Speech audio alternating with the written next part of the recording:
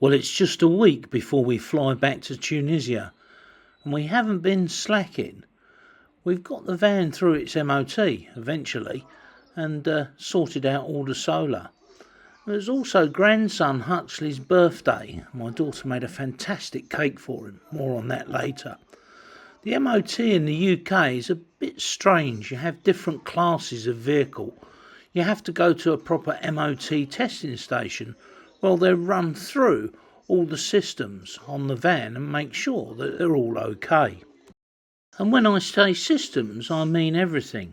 The van passed the MOT, but an advisory was that the lower link arm ball joints needed replacing. And that turned out to be a bit of an engineering nightmare, and I had to ask my son Ryan to come and give me a hand with a grinder.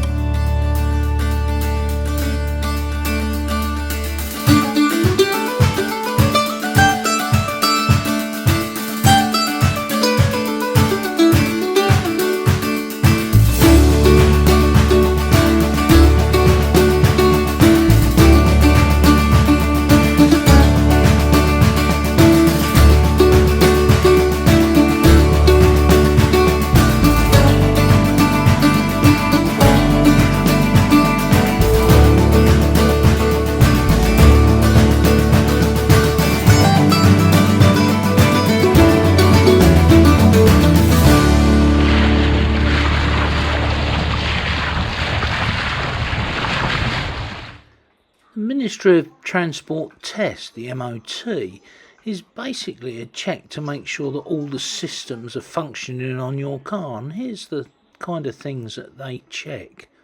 So there's a couple of points that you've got to remember. The MOT is only a check of that vehicle on that day.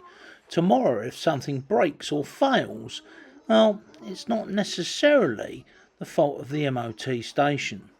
The other thing is that many MOT stations are based in repair workshop garages, and therefore there is a kind of, feeling that perhaps they find things wrong when there's nothing wrong, if you know what I mean. Whether your vehicle passes or fails is down to the MOT's testing station. This is the kind of certificate you'll get, and they will tell you if there's something that needs doing. Mind you, I think the exhaust on this one might need a look at some point in the future. Our testing station told us that the lower left and right suspension ball joint arms that are pressed into the wishbones at the front of the vehicle needed replacement. And although it wasn't necessary now on the day, they thought it should be done and they called it an advisory. These ball joints are pushed into the wishbone where the arrow shows through this hole, and a little guard piece goes round the outside. They're pushed in with a press, and they are extremely difficult to get out once they've been in there 10 years and rusted into position. The advisory also says that the front stabiliser anti-roll bar drop links, both the left and right, probably needed changing, and while we were at it, the bushes on the wishbones were looking a bit tired, so we decided to do the whole lot. That's where our troubles began.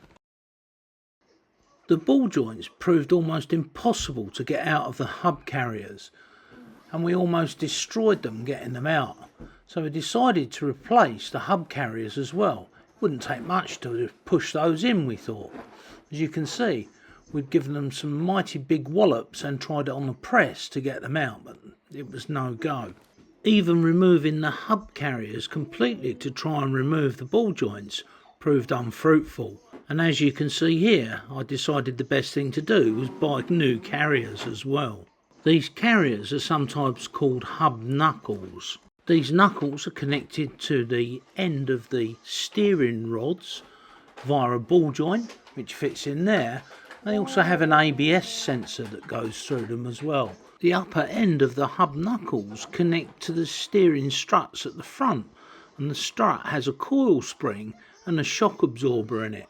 These are held in place by a couple of clamping bolts, and those clamping bolts of course were also rusted into position and had to be cut off. Hub knuckle also holds the front stub axle and the disc brake carrier for the pads.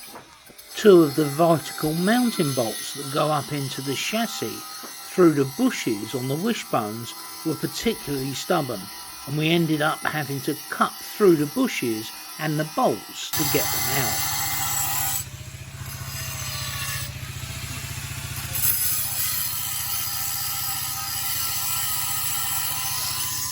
It was only a couple of weeks before that we'd replace the discs and the pads to the front braking system. A few of the bolts came out relatively easy, but there were 3 that were just stuck fast, and when we cut them out we found out why.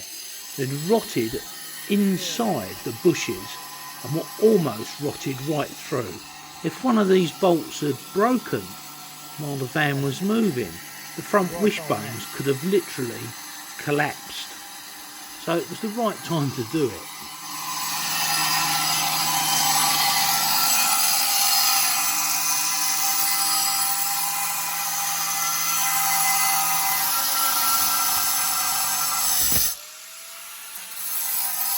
So a big thank you to Ryan and his friend Jack, who lent us the farmyard to do the work. Thanks, Jack. Meanwhile, the family have been busy back at home for Huxley's birthday. Roxanne's made a cake for little man's birthday.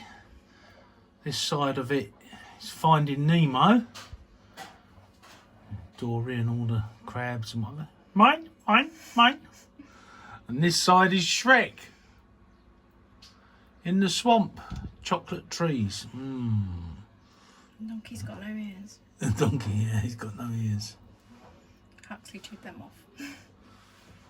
Brilliant, darling. Really good. We probably won't put a video out next week as we'll be travelling. But if you haven't already, subscribe, like, ding the bell so you get notifications when our videos come up. And don't forget to visit our website www.svimpavidus. All our links are in the description below. Until next time guys, sail safe.